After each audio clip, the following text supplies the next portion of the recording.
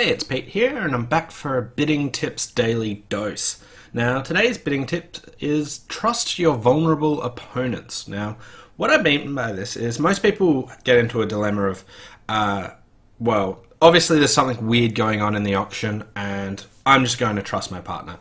Now, you basically always want to trust your partner. That's fine. But there are times where you actually also want to trust your opponents as well. And this is usually when they're vulnerable.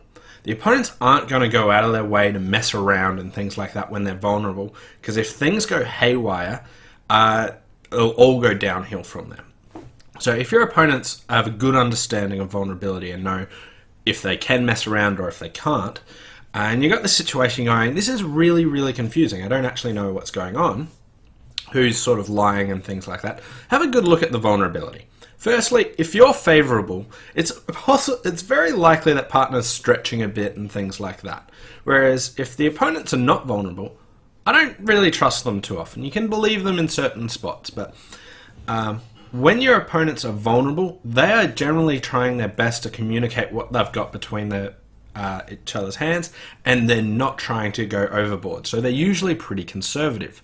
Now, this is useful, so you need to look at the vulnerability whenever you're confused about what's going on and check out who's doing what. The opponents won't go crazy vulnerable. Everyone's pretty conservative.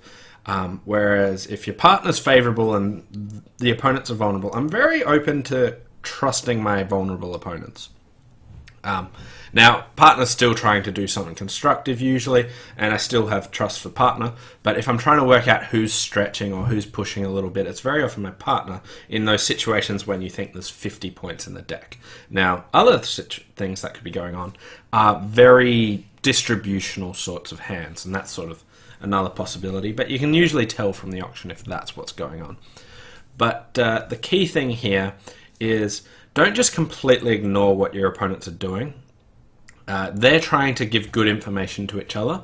The times that you really can trust them are when they're vulnerable. They're not just going to be doing crazy things. They might make mistakes, they might make bad bids, but my general idea is that I try and believe my vulnerable opponents that they understand they're vulnerable and they're bidding this conservatively, and use that bit of information to your advantage. Anyway, thanks for watching. Hope you've enjoyed it, and see you next time. Bye for now.